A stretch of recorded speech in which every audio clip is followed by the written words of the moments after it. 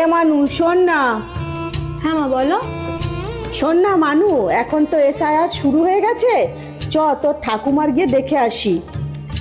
সারা বছর তো তোমার ঠাকুমার কথা মনে পড়ে না, আর এখন এই এসআইআরটা চালু হয়েছে বলে তোমার ঠাকুমার কথা হঠাৎ করে মনে পড়লো। বাহ, তোমাকে না একদম বাংলাদেশে পাঠিয়ে দেওয়া উচিত, তোমাদের মতো মহিলা। তুই বেশি পেকে গেছিস না, তোকে আর যেতে হবে না, আমি একাই চলে যাচ্ছি। যাও।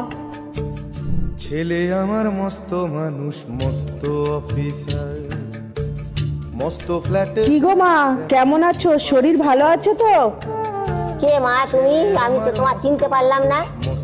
কেন মা, আমাকে চিনতে পারছো না? আমি তোমার বৌমা তো।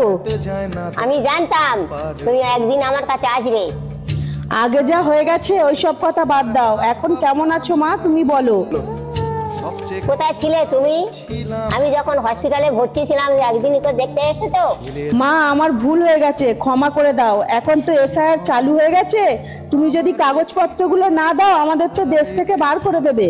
বেরিয়ে যাও তোমরা, এদেশে থাকার তোমাদের কোনো যোগ্যতা নেই।